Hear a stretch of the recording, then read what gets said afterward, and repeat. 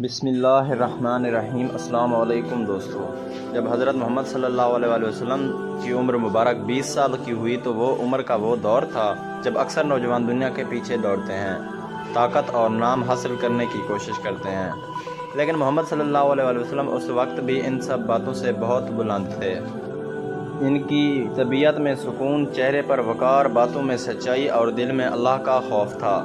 وہ نہ صرف مکہ کے بہترین نوجوانوں میں شمار ہوتے تھے بلکہ ان کا کردار ایسا تھا جو ہر دل کو کھینچ لیتا تھا۔ مکہ اس زمانے میں تجارت کا بڑا مرکز تھا لیکن روحانی طور پر اندھیرے میں ڈوبا ہوا تھا۔ لوگ بتوں کو پوجتے تھے، لڑکیاں زندہ دفن کی جاتی تھیں، طاقتور کمزوروں پر ظلم کرتے تھے اور جھوٹ، فریب، شراب، سود اور ناانصافی عام تھی۔ ایسے ماحول میں محمد صلی اللہ علیہ وسلم بالکل مختلف نظر آتے تھے۔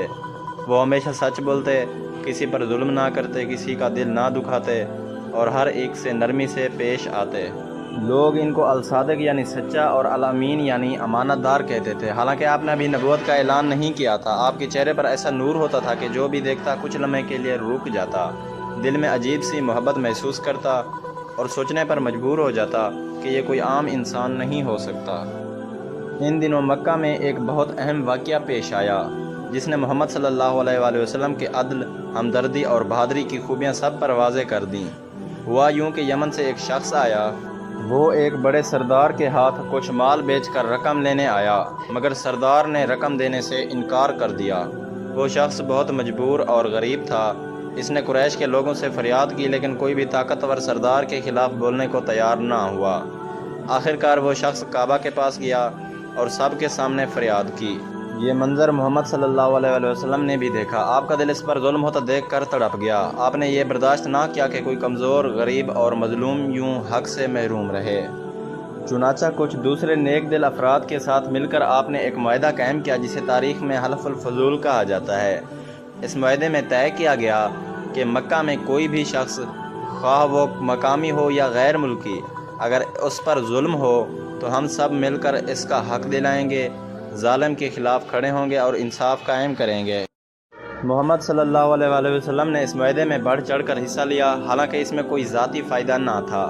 بعد میں جب آپ نبی بنے تب بھی آپ نے فرمایا کہ مجھے اس معاہدے میں شامل ہونے پر آج بھی خوشی ہے، اور اگر اسلام کے بعد بھی مجھے ایسا کوئی معاہدہ کرنا پڑے تو میں ضرور کروں گا۔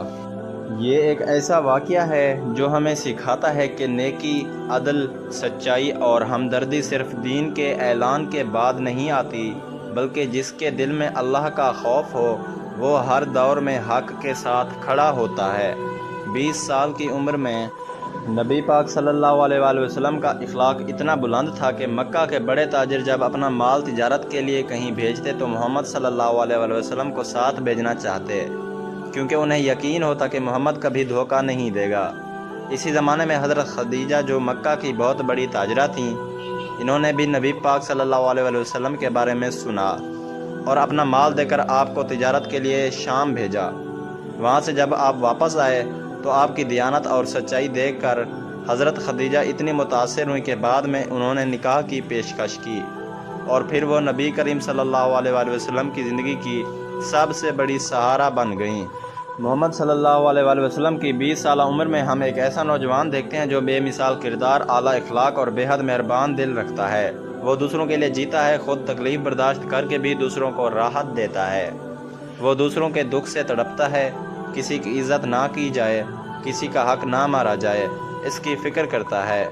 ایسے ماحول میں جہاں ہر کوئی اپنے فائدے کی سوچتا ہے، محمد صلی اللہ علیہ وسلم دوسروں کے لیے جیتے ہیں۔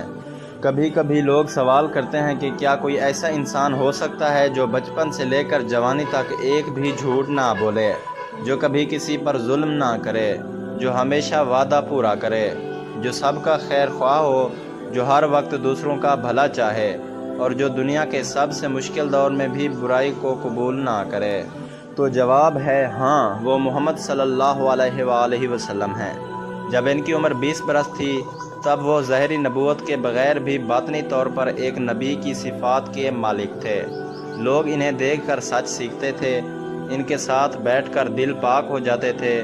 وہ خاموش رہتے تو ان کی خاموشی بھی نور سے بھری ہوتی۔ وہ بات کرتے تو ان کے الفاظ دل میں اتر جاتے، ان کی نظریں جھکی ہوتیں، ان کا لباس سادہ ہوتا، لیکن ان کا کردار بادشاہوں سے بھی بلند ہوتا۔ بعض لوگ کہتے ہیں کہ نوجوانی میں انسان غلطیوں کا پتلا ہوتا ہے، لیکن محمد صلی اللہ علیہ وآلہ وسلم نے ثابت کیا کہ اگر دل اللہ کے ساتھ جڑا ہو، نیت صاف اور انسان کا مقصد نیکی ہو تو وہ ہر عمر میں کامل بن سکتا ہے۔ ان کے دوست، ان کے دشمن، حتیٰ کہ ان سے حسد کرنے والے بھی ان کی سچائی کے گواہ تھے۔ کبھی کسی نے ان سے بدتمیزی کی تو آپ نے بدلے میں نرمی اختیار کی، کبھی کسی نے دھوکہ دیا تو آپ نے معاف کر دیا۔ ان کی مسکراہٹ ایسی تھی جیسے بہادروں کی روشنی، ان کی خاموشی ایسی جیسے کسی درویش کی عبادت، ان کا دل ایسا پاک تھا جیسے آئینہ۔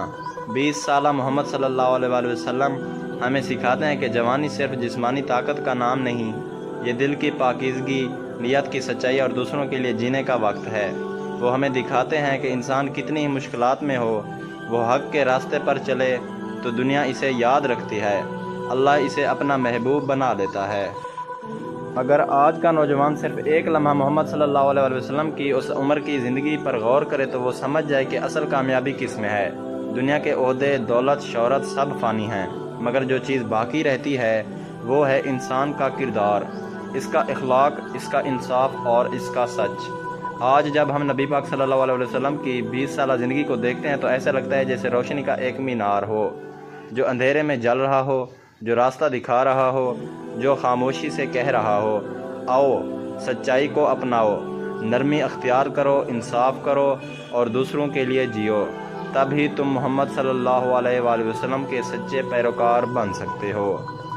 مزید ایسی ویڈیوز کے لیے میرے چینل کو لازمی لائک اور سبسکرائب کریں اور ساتھ میں دیے گئے گھنٹی کے نشان کو دبانا نہ بھولیں۔ شکریہ دوستو۔